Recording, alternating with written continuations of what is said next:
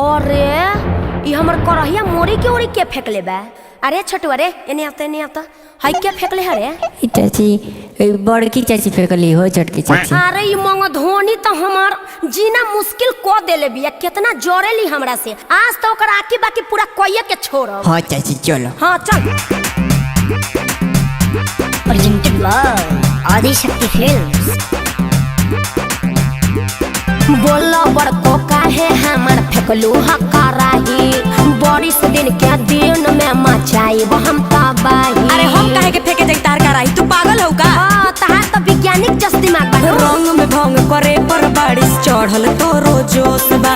एमे हमर गलती नहीं के सब छोटका के दोष बा। ते जान तारीस हम फेंकनी हां छोटका फेंकला सकिना। ये बड़की चाची कैसे बोले लू झूठ हो हैं? हमर नहीं तू ना फेंकलू। अरे तू चुप कर छोटुआ हम सब जाने नहीं कि कुत्ती कितना जोरेली हमरा। अरे दासा होई खराब नासा हम तोर थारो। अच्छा धूत बड़े भूत तोरो हम नु झारो। आज केहू ना बचाई लसर के मारो। अरे तू जल्दी मरबे त हम मरब। अरे कुत्ती अरे का तनी बर्बाद छोड़ पागल बना देले बड़े। का तनी छोड़ दे। अरे मुड़िया छोड़ के बतियाओ ना मुड़िया। अरे ले ले ले ले ये दर्द है तो महाभारत चले लागल जाते दोनों चाचा के बुलावे। राजा भैया ता जींस तो अंकुश भाई वाले टवा देला तो रुक ओकर कुर्ता हम फाड़ देता नी। अंकुश को जादू दिखाओ तनी हाथ उठाओ तो दिखाव ई का काहे कुर्ता हमार फाड़ दी हले नया जींस पहले तू ही लसार दी हले निमन होली के बिगाड़ जानी रे। अरे निमन होली के बिगाड़ जानी रे खाली होली खेलू कुर्ता के फाड़ जानू रे बड़ी महंगा हो जींस मोला सार जानू रे। माने छोट होई तेकरा मतलब तू दबाई बा।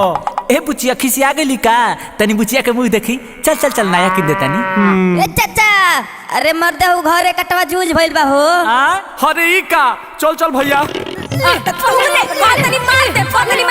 काहे नहीं खा तू ही समझावत हो मेहदी के अपना बनावत हो तोरो में हरिया तो कम नहीं खे बेरी बेरी मुंह चमकावे कैसे हीरोइन भैया दोलूगा खुशी के कमरिया में लड़े ले बिना बात के केहू पर चढ़े ले अरे लड़े ले।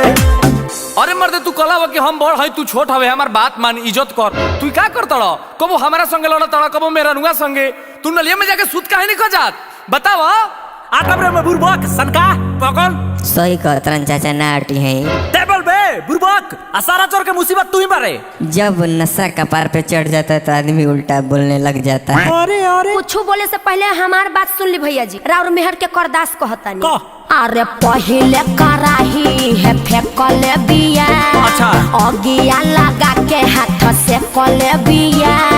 मुहावा संभार के तू बोल तनी का तो दूसरे उपाय तोर बोल करी का। करबू का देहिया में दम नहीं खे करबू का देहिया में दम नहीं खे। खून मोर तोरा से कम नहीं खे खून बहिया लगे हमरा रंग नहीं खे। आई हो भैया होय हमर मेहररुआ के मारे के कहताड़ी बचावा हो तेहू तो हमारा के नरी में मुंह के कहते रहिस रे।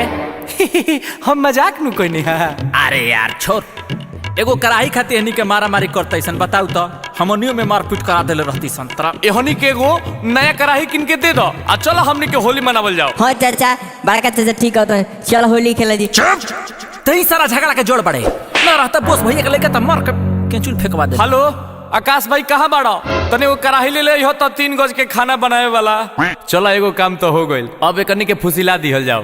अरे एहनी के नाद में फेंक। सुना धानी न कर लड़ैया हो रह मिलजुल के यही में भलैया हो बड़े हो घर के तू कनिया हो हमरो तो मान जा कहनिया हो ये धनिया हो चाचा होली है हे रनिया हो तू मानी जा हमरो कहनिया हो। ए छोट को का देखा जाए द खिसिया मत। अरे हम जान के नानू गिरैनी हवे। देखा माई बड़ी यही जे नाश क दी है हो। अरे हमरा से गलती से हो गइल हो, अनदेखा में हो गइल ह। आ जान तरनु की गलती स्वीकार कर लेवे नी। अच्छा जाए दीजिए, कराहिए नु गिरल ह, अब तो एगो नया कराही अबते बा आ उ हमार हो जाई। अब भाग पगली, हमार तोहर कारे उ तो हमनी केनु हो जाई। अरे हम तो मजाक कैनी है दीदी जी।